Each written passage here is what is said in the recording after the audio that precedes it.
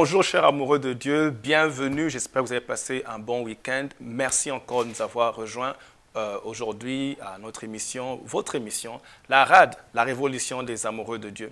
Je crois vraiment que Dieu est en train de réveiller la passion pour lui dans cette saison de l'Église. Et il y a plusieurs amoureux révolutionnés qui sont en train de nous joindre. Merci d'être venus. Nous allons parler, nous sommes en train de continuer justement de parler de l'importance de garder l'amour que Dieu a mis dans nos cœurs, le cultiver et le protéger, sachant que le diable en a fait sa cible.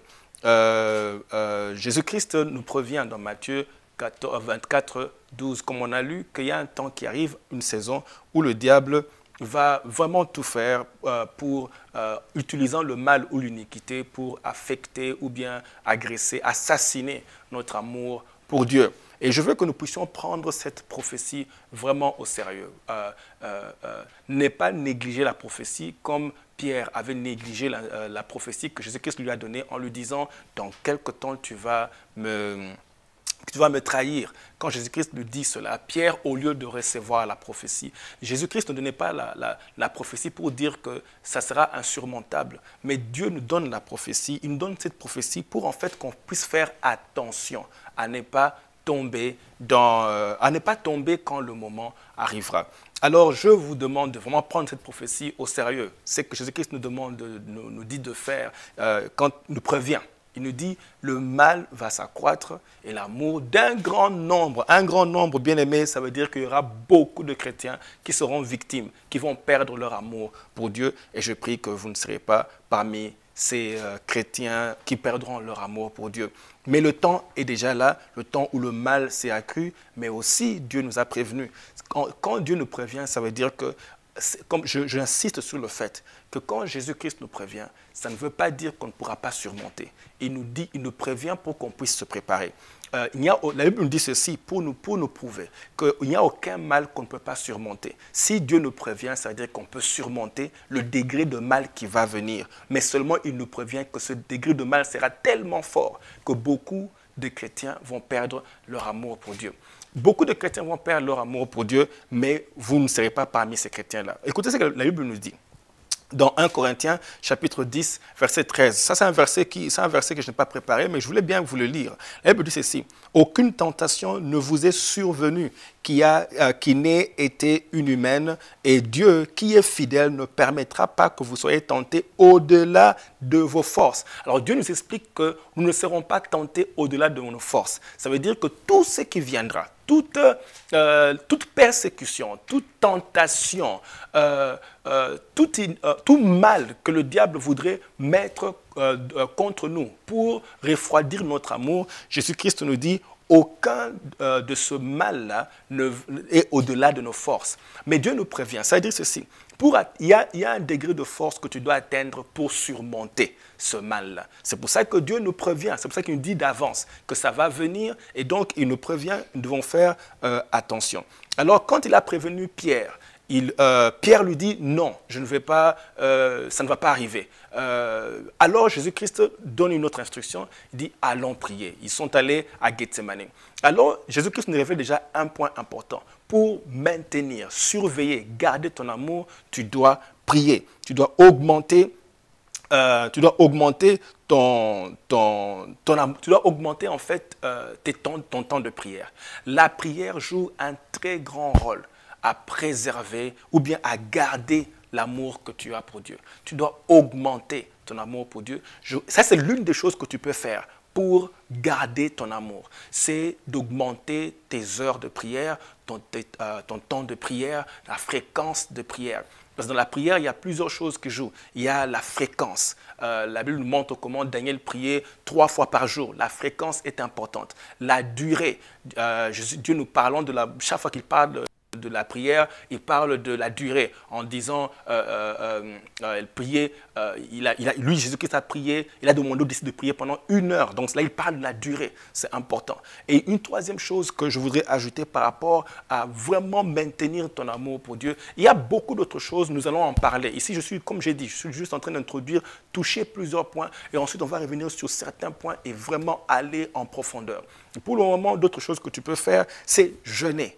le jeûne peut vraiment t'amener à augmenter et intensifier ton amour pour Dieu, quel que soit le mal que le diable va amener. Vous allez voir, par exemple, dans le livre de Matthieu, chapitre 17, verset 21. La Bible nous dit, c'est encore un autre passage qui m'est venu à cœur, là, de vous lire.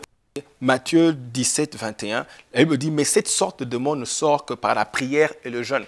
Donc, il y a une dimension du mal, il y a une intensité du mal. Ce genre de démon, ça veut dire une autre catégorie de démons, ou bien une autre catégorie d'attaque ou d'agression de l'ennemi. Il y a une autre catégorie d'attaque ou d'agression de l'ennemi que tu ne peux faire face que par le jeûne et la prière. Donc le jeûne et la prière peuvent te donner encore la force de surmonter le genre de mal qui est en train de venir ou le degré de mal qui est en train de venir. Alors Dieu prévient à Pierre, il lui dit, tu peux surmonter, tu voulais venir, venez, on va prier. Mais Pierre, arrivant à Gethsemane, au lieu de prier, vous pouvez voir que Pierre avait pris l'instruction de Jésus-Christ à la légère. Vous savez, quand Jésus-Christ parle, si vous ne prenez pas à cœur ce qu'il a dit, même les choses que vous devez faire pour garder votre amour, vous le ferez avec légèreté. Pierre sont allés prier, il savait qu'il fallait aller prier, mais il a négligé l'urgence ou l'importance de ce moment de prière-là. Il a négligé parce qu'il pensait qu'il avait l'amour nécessaire pour surmonter l'adversité. Il pensait que son degré d'amour était assez suffisant pour surmonter l'adversité qui venait. Alors, il a négligé l'instruction de prier. Comme là, je suis en train de parler de intensifier ton temps de prière, la durée de prière, jeûner. Je parle des choses que tu dois faire pour maintenir, non seulement garder ton amour, mais que l'amour continue à grandir. Si nous ne prenons pas la prophétie que Jésus-Christ a donnée au sérieux, nous allons négliger les choses importantes à faire. Comme Pierre l'a fait, il a négligé le temps de prière. Bon, Pierre, évidemment, pas seul avec les autres disciples. Ils ont négligé le temps de prière. Ils sont allés dormir. Ce n'était pas une urgence pour eux. C'était pas important. Ils ont négligé cela. Alors, je vous demande de ne pas, de prendre au sérieux la prophétie que le mal sera fort et l'amour de plusieurs va se refroidir. Vous allez voir que Pierre a négligé, malheureusement, quand l'adversité est venue, Pierre fait des imprécations, il a nié Jésus. Il a nié Jésus au point de faire des imprécations, c'est-à-dire appeler la malédiction sur lui, dire des paroles appelant le malheur sur lui, pour dire à quel point Pierre n'a pas su tenir devant l'adversité. Ma question est, qu'est-ce que tu peux tenir devant l'adversité? Le seul moyen de tenir, le seul moyen de vraiment résister, c'est que tu dois cultiver et garder ton amour. Jésus ne nous dit pas que c'est impossible, mais il nous dit qu'il y a un degré d'amour que tu dois avoir pour surmonter et faire face à l'adversité et le mal qui vient. Et c'est pour ça que nous sommes ici. Dans cette émission, nous allons parler, nous allons nous équiper et apprendre comment atteindre ce degré d'amour qui peut vraiment nous donner la victoire sur le diable dans cette dernière saison, mais surtout produire le fruit d'amour que Jésus-Christ est en train de rechercher. Que Dieu vous bénisse. Merci encore de nous avoir rejoints aujourd'hui. Je prie vraiment que ces quelques paroles vous aient vraiment édifié et équipé, même challengé à continuer à poursuivre Jésus-Christ et tomber amoureux de lui ou bien approfondir votre amour pour lui. Que Dieu vous bénisse. À plus tard.